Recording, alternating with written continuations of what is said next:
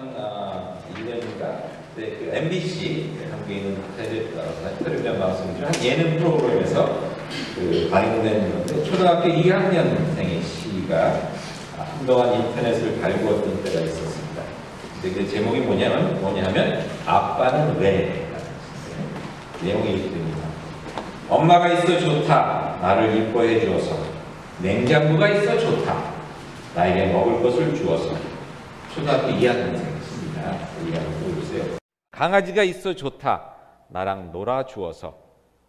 아빠는 왜 있는지 모르겠다.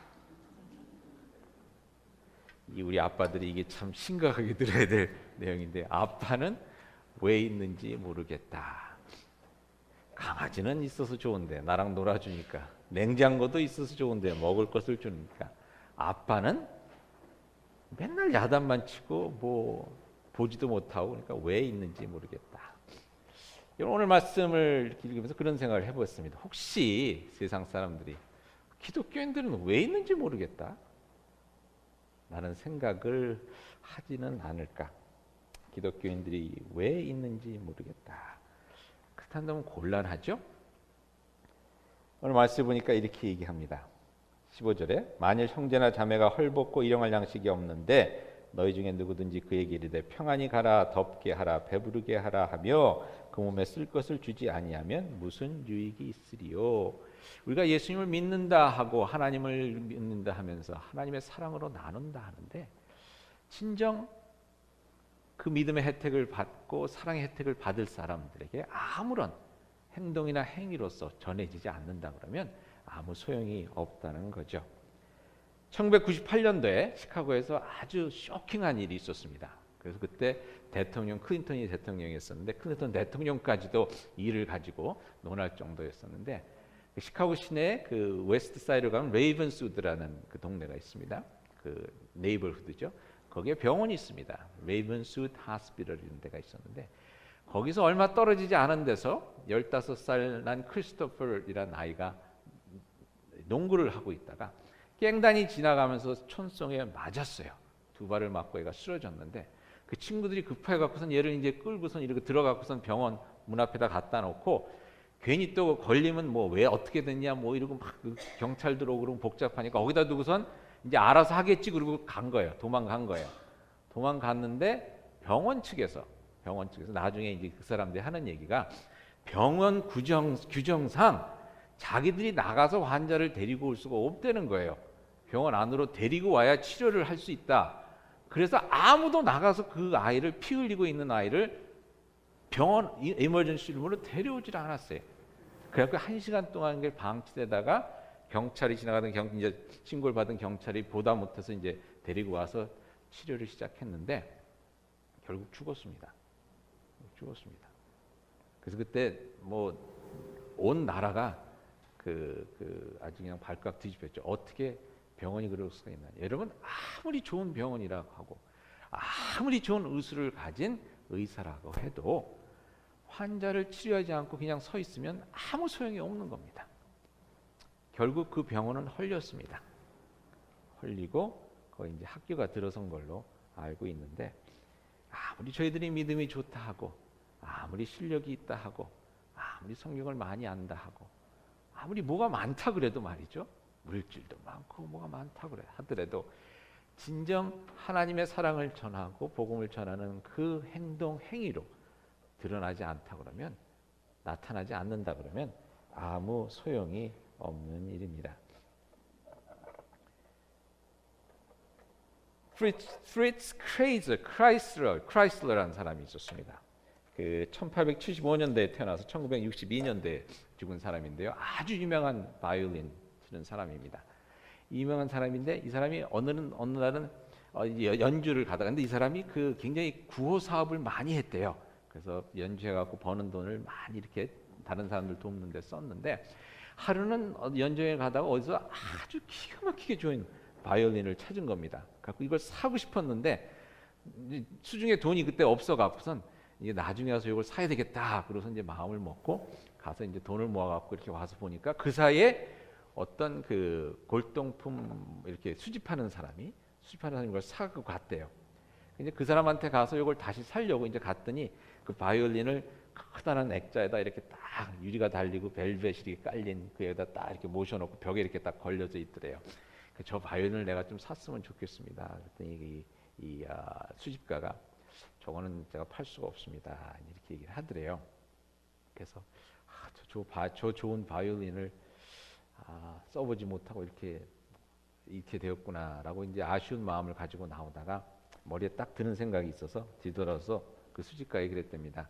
저걸 제가 한 번만 켜볼 수 있을까요?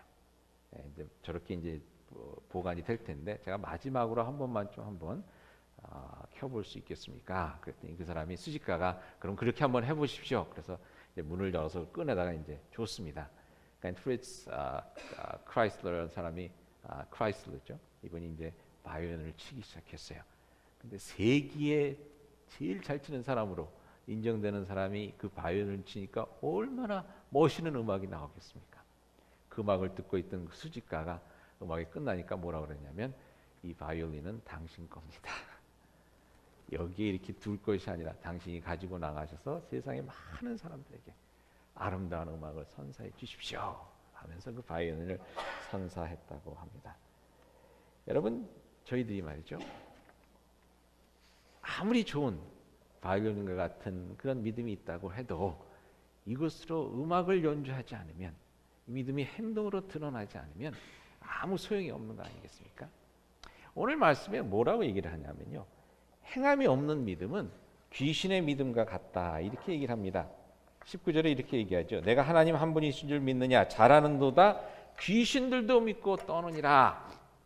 귀신들도 하나님이 어떤 분이신지를 알고, 귀신도 하나님을 믿는 믿음이 어떤 것인지 알고, 귀신도 예수 그리스도로 구원받고 다 알아요. 근데 그 믿음 가운데 그 믿음을 통해서 그 믿음을 가지고 행해져야지. 행함이 푸는 일이 있어야 되는 거고, 그들 믿고 의지하는 가운데서 그 믿음 가운데 또 우리를 희생하는 일도 있어야 되고. 근데 그것을 안 하고 가만히 알고만 있다 그러면 그건 귀신과 별반 다른 것이 없다는 것입니다. 한국 금산이라는 곳에 금산평안교회라는 곳이 있습니다.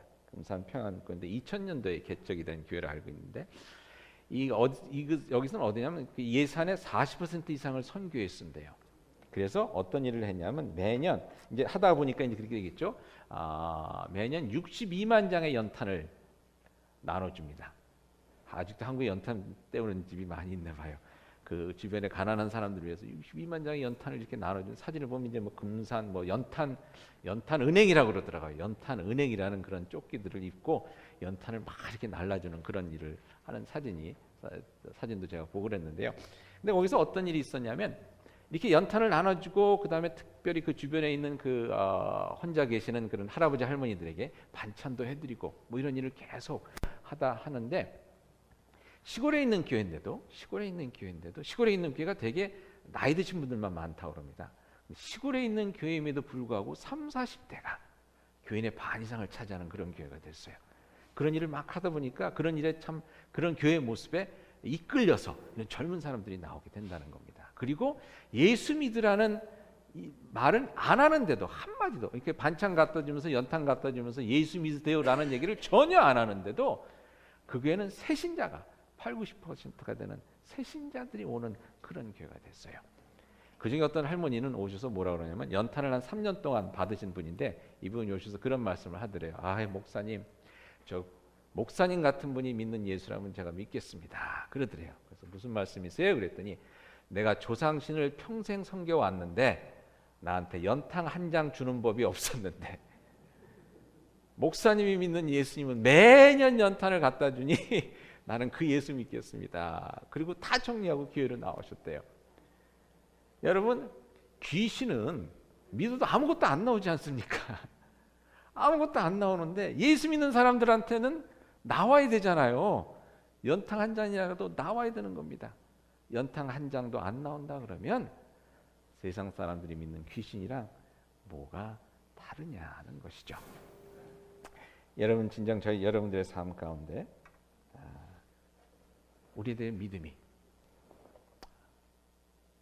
삶의 모습으로 온전히 드러나는 그런 역사가 있기를 바랍니다. 토니 캄펄러라는 유명한 그 미국의 전도자가 있습니다. 이분은 침례교 목사님이시면서 또 이제 그 교수였는데, 사회학 교수였는데 아주 그 열정적으로 복음을 전하는 분입니다. 근데 이분이 한 번은 그 호놀룰루, 그러니까 하와이죠. 하와이 호놀룰루에 이제 그 모임이 있어서 이제 갔는데, 이분이 그 사시는 곳은 펜실베니아예요. 그러니까 펜실베니아랑 하와이에는 이 시간차가 6시간 차이가 나는데, 그러니까 가서 이 시간 그 적응이 안 돼서 첫날에 이제 새벽 3시에 깬 거예요. 새벽 3시에 깨서 잠도 안 오고 그러니까 뭐 이제 출출하고 그래서 혹시 먹을 게 있나 이러고 밖에 나가봤더니 마침 도넛 가게 하나가 문을 열었더래요. 그래서 도넛 가게 가서 커피 한 잔 시켜놓고 도넛을 이렇게 먹고 있는데 새벽 3시에 그러고 있는데 이제 거기서 일하는 주인이 이제 뭐 좀 험악하게 생긴 이런 주인이 이렇게 아저씨가 한 사람 일하고 있고, 그날 3시 반쯤 되니까 갑자기 그 조그만 가게가 시끌벅적해져서 보니까 3시 반에 일 끝내고 온 이제 아줌마들 뭐 아가씨들, 3시 반에 일 끝내고 온 아줌마 아저씨는 아줌마 아가씨들은 어떤 사람이겠습니까? 창녀들이 이제 일 끝내고 이렇게 대여섯 명이 이렇게 온 거예요. 그러니까 막 시끌벅적하고 막 이제 이렇게 옵니다. 그래서 이 토니 캄펄러라는 분이 이제 막 조용히 좀 자기 혼자서 조용한 시간을 보내려고 그랬는데 이렇게 또 시끄러워지고 그 조그만데 이렇게 또 가까이서 이렇게 또 그런 사람들이나 이렇게가 모여서 이렇게 슬그머니 나오려고 그러는데 기가 솔깃하는 얘기를 들은 거예요. 뭐냐면 어떤 여자 한 사람이 그 중에서 내일이 내 생일이야 그러면서 내일 내 생일날 누가 케이크 사줄 사람 없어? 이러는 거야. 근데 그 옆에 있던 여자가 뭐냐면, 야, 우리가 무슨 생일이냐, 우리 같은 사람들이 넌 뭐 이렇게 뭘 생일 찾아 먹으려고 그래? 이런 얘기를 하는 걸 들었습니다. 그랬더니 그 생일이라는 여자가 뭐냐면, 나는 생일 찾아 먹으면 안 돼? 지금까지 나는 한 번도 생일 파티를 해본 적이 없는데 생일 찾아 먹으면 안 돼? 이 얘기를 하는 거예요. 그 얘기 들으면서 이 토니 캄펄러 이분이 좀 마음에 이렇게 드는 생각이 있어서 가만히 이제 거기 앉아서 혼자서 커피를 마신 다음에 이 여자분들이 시끌벅적한 다음에 다 나간 다음에 가게 주인한테 이렇게 물어봤습니다. 저 여자분들이 여기 매일 오십니까? 매일 온대요. 그래서 그 다음날 새벽 2시 반에 토니 캄펄러가 뭐 이렇게 붙이는 거 있지 않습니까? 뭐 해피 버스데이 뭐 이런 거 좀 사다가 이제 가갖고 붙이고 이러는데 보니까 아니 그 길가에 또 뭐 아무튼 그런 사람들의 또 네트워크가 또 있는지 소문이 금방 퍼졌는지 3시쯤 되니까 그냥 그 조그만 커피숍이 꽉 찬 거예요. 3시 반이 되니까 그 아줌마들이 이제 들어왔습니다. 39살이니까 아줌마죠. 39살 이렇게 들어오는데 딱 들어오는 순간 애그네스라는 사람이 들어오는 순간 모든 사람들이 해피 버스데이 그런 거예요. 해피 버스데이. 아줌마가 놀래갖고선 케이크를 딱 앞에다 갖다 주고 불을 킨 다음에 해피 버스데이 불러주고 불을 끄고 울먹이 막 눈물이 막 날라고 뭐 이러는 거죠. 그 주인 아저씨가 칼을 갖다 주면서 이제 케이크를 자르시다 우리 먹읍시다. 애그네스라는 여자가 이렇게 얘기합니다.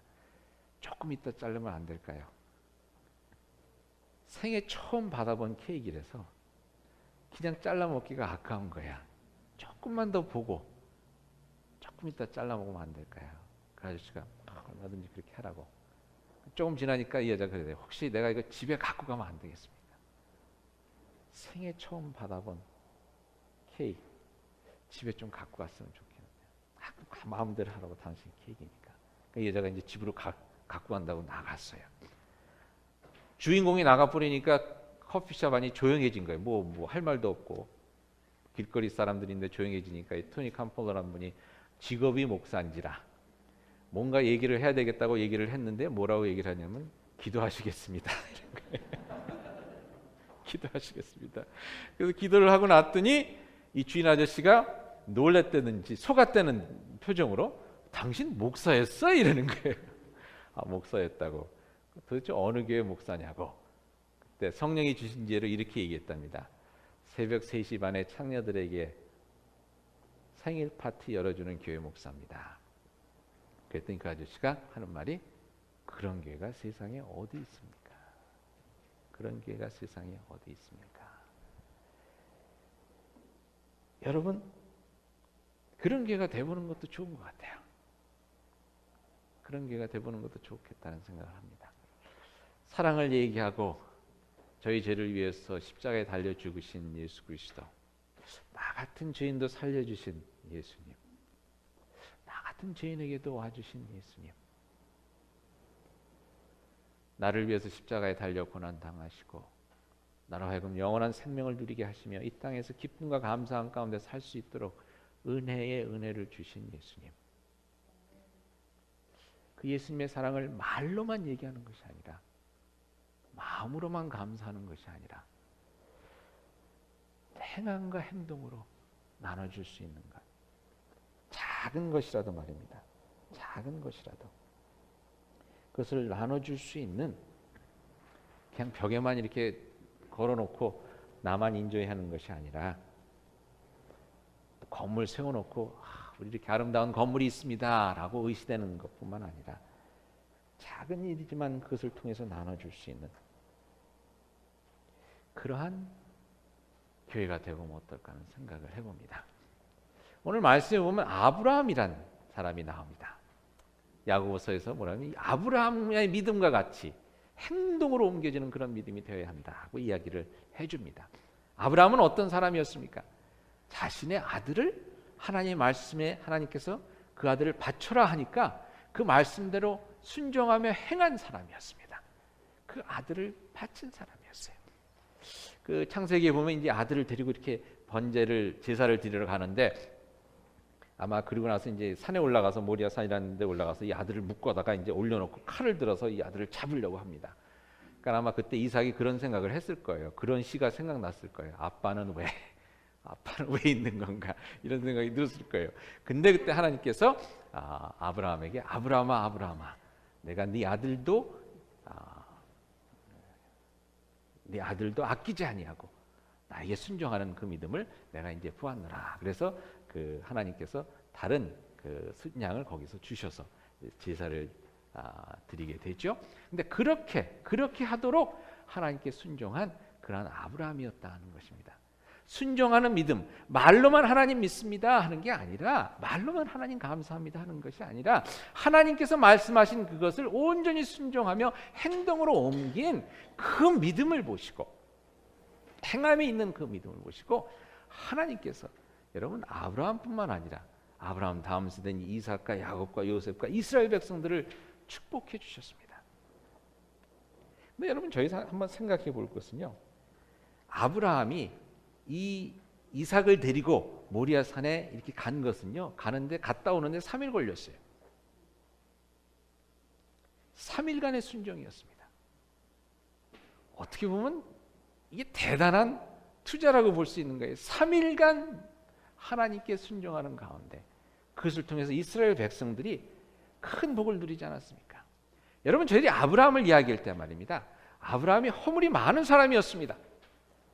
사실 하나님께 제대로 순종하지 못한 모습도 많이 있습니다. 아들을 주겠다고 그랬는데 그것을 믿지 못해서 그 아내가 하나님께서 아들 안 주시니까 내 여종이 있는데 이 여종을 통해서 우리 한번 어떻게 해봅시다 했을 때 또 그럽시다 그러고 따라갔던 사람이에요. 하나님께서 아들을 주신다고 그랬는데 그 아들을 주실 그 아내를 통해서 아들을 주시지 않습니까? 근데 아내를 갖다가 자기 생명의 위태함을 느낀다고 누이라고 속여갖고 빼앗깁니다. 바로 왕이라는 사람한테 빼앗기고 뭐 이렇게 한 그러한 사람이었어요.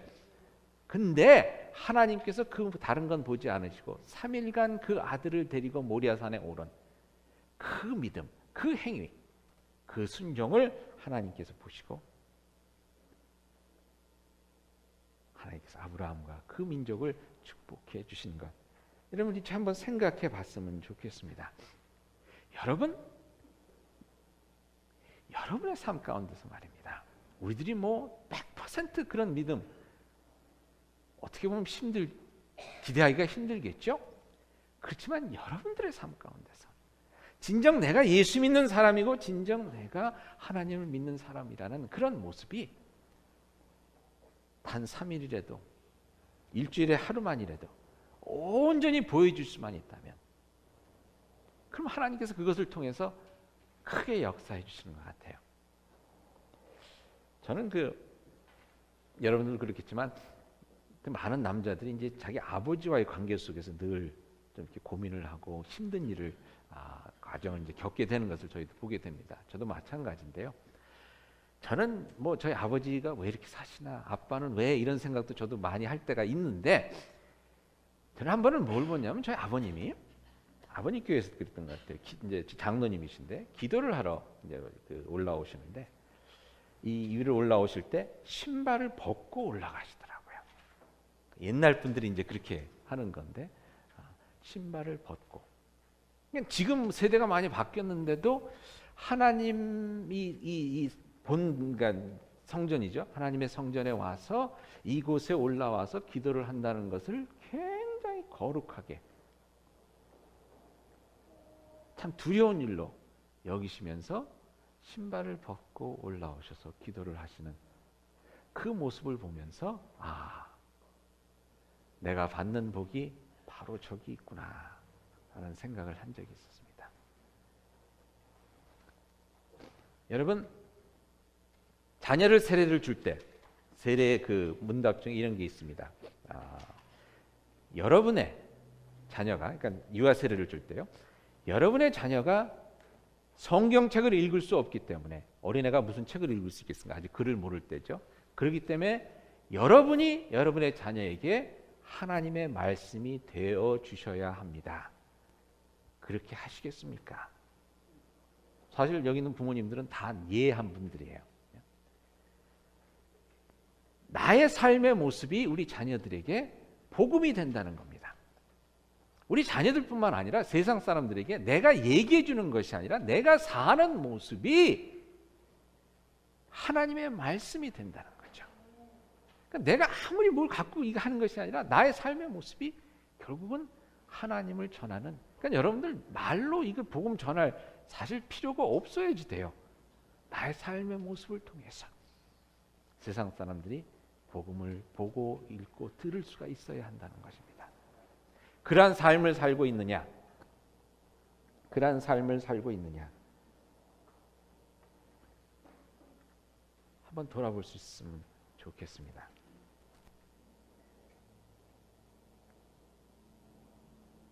저는 얼마 전에 그런 생각을 해봤어요. 부모로서 이제 가지고 있는 고민이 뭐냐면, 우리 자녀들에게 내가 참 그래도 뭔가를 물려줄 수 있는 부모가 돼야 되는데 하는 고민을 늘 하게 됩니다. 뭘 물려줄 수 있을까? 돈이라도 좀 물려줄 수 있으면 좋겠는데, 얼마 전에 어떤 목사님이랑 같이 이야기를 나누는데 그 목사님이 그러더라고요. 목사님, 제 친구가 하나 있는데 한국에서 교회를 개척하는데 장인 어른이 8억을 이렇게 주셔서 건물을 샀대요. 건물을 하나 빌리려고 그랬더니, 건물의 방 이제 층을 하나 빌려서 예배를 드리려고 그랬더니 장인이 뭐 그거 그렇게 하냐, 내가 돈 줄 테니까 사라 그래갖고 상가를 아예 사버렸대요. 그러면서 이 목사님이 하시는 분이 저는 왜 그런 장인이 없죠. 그래서 저도 나도 그런 장인이 없어 뭐 이랬는데, 뭔가를 이렇게 물려줄 수 있으면 참 좋지 않습니까, 여러분들? 그런 재산을 물려준 그런, 그래서 저도 고민이 돼요. 뭔가를 물려줄 수 있을까? 근데 한번 참 감사했던 것이 뭐냐면, 지난 12년 동안 우리 아이들이 저에게서 본 게 있는데 뭐냐면 새벽기도 나오는 거였어요. 새벽기도. 우리들이 아이들이 학교를 7시 10분 가거든요. 그럼 제가 새벽기도 나와서 새벽기도 하고 들어가면 이제 그때 아이들이 학교 갈 때 깨서 아침 먹고 학교 갈 때 딱 이제 돼요. 그럼 저랑 이렇게 딱 이렇게 맞부딪혀요. 그러면 아빠가 아침에 어디 갔다 왔는지 얘네들 알죠. 하나님께서 그런 마음을 주시더라고요. 그거 본 것만 해도 큰 자산이다. 얼마 전에 이런 일이 있었어요. 여러분, 그냥 아빠가 나누는 거라고 목사가 아니라 아빠가 나누는 거라고 생각하고 이해하고 들어주시면 좋겠어요. 우리 딸아이가 이제 그 오빠가 있는 학교를 놀러 갔어요. 놀러 갔더니 오빠랑 이제 놀다가 오빠 앞이니까 아마 좀 그랬나 봐요. 술을 좀 먹었어요, 얘가. 그러니까 뭐 술을 평소에 못 마시던 놈이 술을 마시고 좀 취했어요. 오빠가 있고 오빠 친구들이 있고 그러니까 아마 뭐 자세한 건 모르겠는데 그랬나 봐요. 그래서 술이 취해갖고 얘가 뭘 했냐면 저한테 전화를 했어요. 전화를 해서, 그러니까 12시에 이렇게 전화가 와요, 딸아이한테. 그래서 저는 무슨 큰일이 난 줄 알고 이렇게 받았죠. 그때 이놈이 아빠 I love you 그러는 거예요. 제가 목소리를 들어보니까 너 술 먹었냐? 그랬더니 아빠 I love you 그러고선 끊어요.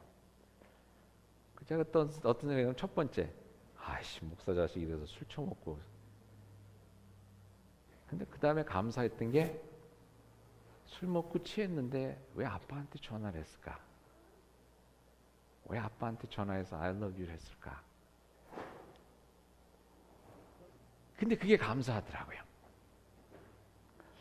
저는 중고등부할 때 아이들이 힘들고 어려울 때 진짜 전화 걸 데가 없을 때 전도사한테 전화 걸어주는 그런 전도사가 되면 나는 목회를 제대로 한 것이다 라는 생각이 들었는데, 아이들이 아무튼 무슨 이유인지 모르지만 술 먹고 술 취했을 때 아빠한테 전화 걸어서 I love you 했다 그러면 내가 잘못하지는 않은 것 같다 하는 생각이 들었습니다. 평소에 잘못하진 않았구나. 여러분, 저희들의 삶을 통해서 여러분들의 삶 가운데 비춰지는 그 삶의 모습이 어떤 것인지, 어느 때는 작은 것 하나 여러분, 그것을 통해서 큰 이야기를 해줄 수 있는 것입니다. 강원도 어느 병원에서 이런 일이 있었습니다. 하루는 암으로 죽어가는 환자가 간호사를 불러서 이렇게 벨 누르면 오는 거 있지 않습니까? 벨을 눌러서 막 무슨 일인가 하고 뭐 오늘 내일 하는 분이라서 무슨 일인가 하고 막 달려가 봤더니 이분이 뭐라고 그러시냐면 사과 좀 깎아주세요 그러더래요. 사과 좀 깎아주세요. 근데 옆에 남자분인데 옆에 그 보호자 되는 그 와이프는 간호하다가 이제 잠이 들어 있고 침대에 이러고 잠들어 있고, 그러니까 이 간호사가 이제 큰 소리는 못 내고, 아니 그 보호자가 해주시면 되지 제가 해드리니까 그분이 좀 그냥 좀 깎아주세요 그러더라고요. 그래서 사과를 이제 아무튼 깎았습니다. 깎았더니 뭐라고 하시냐면 좀 예쁘게 잘라주세요 그러더래요. 아니 이거는 뭐 사람 놀리는 것도 아니고 그냥 먹으면 되지. 그래서 왜 예쁘게 잘라 그냥 드세요 그랬더니 그래서 좀 예쁘게 잘라주세요 그러더래요. 아무튼 뭐 속에서는 부글부글 끓지만 또 그래도 간호사니까 어떻게 하겠습니까? 예쁘게 그래도 아니고 대충 잘라서 이렇게 주고 왔어요. 그런 일이 있었는데 한 3일 뒤에 이분이 이제 돌아가셨습니다. 그 환자가 돌아가셔서 이제 3일장을 치르고 나서 이제 그 부인 되시는 분이 간호사를 찾아봤대요. 찾아와서 눈물이 글썽이면서 뭐라 그러냐면, 그때 사과 까 주실 때 제가 깨어 있었습니다 라고 얘기를 하더래요. 그러면서 하는 얘기가, 그때 그 사과 안 깎아 주실까 봐 마음이 조마조마했었는데 그 부탁 그냥 들어주셔서 감사합니다. 그러면서 하는 얘기가, 그날이 저희 결혼 기념일이었습니다. 우리 남편이 제가 제일 좋아하는 사과를 선물하겠다고 했는데 손에 힘이 없어서 사과를 못 깎아서 간호사님한테 부탁을 했는데 그 부탁 들어주셔서 너무 고맙습니다. 여러분, 어느 때는 남에게 사과 깎아주는 그 작은 일이, 여러분 말로 사랑하고 말로 환자를 위하고 얼마든지 얘기할 수 있지만 어느 때는 사과 깎아주는 그 작은 행동이 그 사람의 마지막 순간을 참으로 아름답고 은혜롭게 장식할 수 있는 놀라운 일이 되는 것입니다. 여러분, 진정 저희들이 하나님의 말씀 순종해서 작은 것이라도 순종하는 가운데 진정 살아서 역사하시는 사랑의 하나님이심을 만천하에 선포할 수 있는 저희들이 될 수 있기를 축원드립니다. 1989년 9월 20일 남아프리카 공화국에서 대통령 취임식이 있었습니다. 드클럭이라는 사람이 대통령에 취임했죠. 근데 그분이 기독교 신자였습니다. 자기가 평소에 좋아하는 그 목사님에게 그날 예배를 드리면서 설교를 부탁했습니다. 그 피터 빙글이라는 목사님이 오셔서 예레미야서 23장의 말씀을 가지고 설교를 했습니다. 예레미야서 23장에 보면 하나님께서 이스라엘 백성들에게 심판을 하시는데 심판의 말씀을 전해, 특히 지도자들, 뭐 그 제사장들, 왕된 이런 지도자들이 니들 똑바로 양을 쳐라, 뭐 이런 얘기를 하는 것입니다. 근데 그 말씀을 가지고 이 목사님이 설교를 하면서 뭐라고 그랬냐면, 이 디클럭 선출된 대통령에게, 당신은 이 남아프리카 공화국의 일부의 사람의 대통령이 아니라 남아프리카 공화국 모든 국민의 대통령임을 기억해 주시기 바랍니다 라고 얘기했습니다. 무슨 얘기입니까? 백인들만의 대통령이 아니라 흑인을 포함한 모든 사람들에게 대통령입니다. 예레미야서 23장 말씀을 가지고 전했습니다.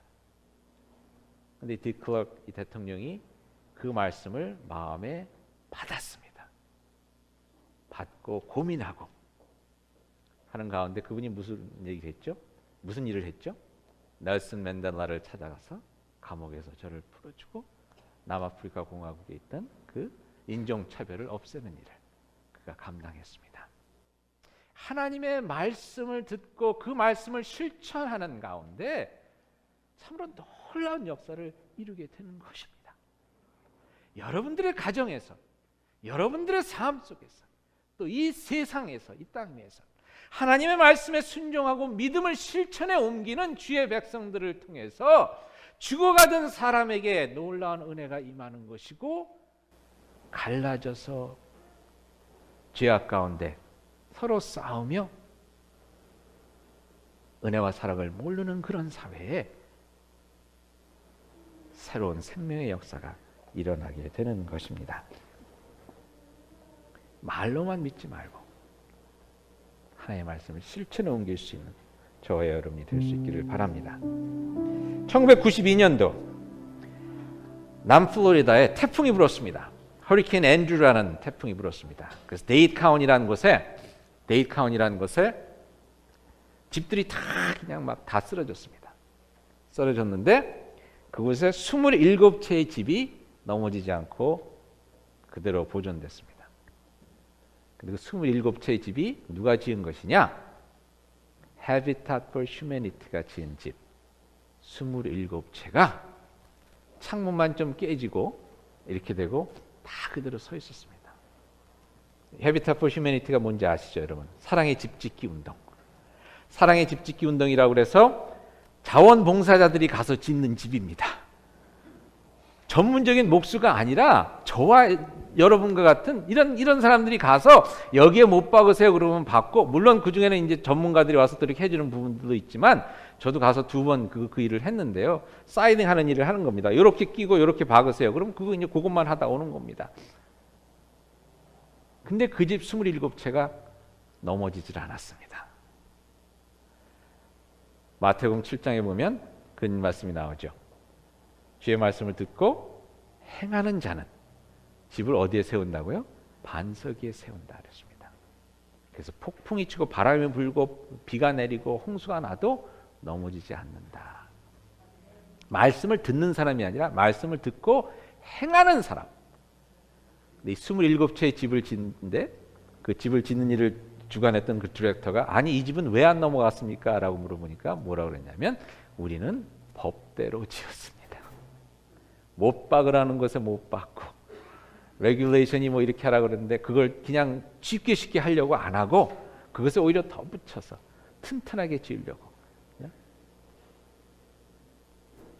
법이 얘기하는 대로 하나님의 말씀에 양심에 비추어서 진짜 대충 짓는 게 아니라 뭐 공짜로 짓는 집이니까 대충 지어도 되겠지 하는 것이 아니라 진짜 온전하게 이 집을 세웠습니다.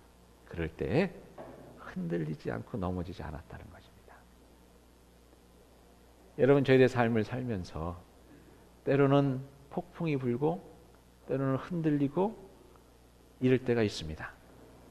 넘어지지 않는 방법은 하나님의 말씀 순종하며 그 말씀을 실천하며 사는 것입니다.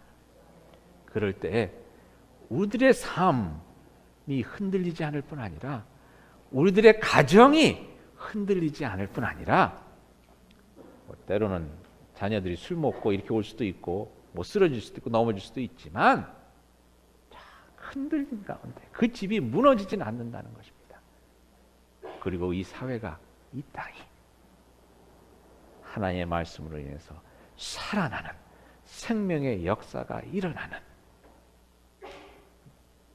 그러한 하나님의 역사를 보게 될 줄 믿습니다.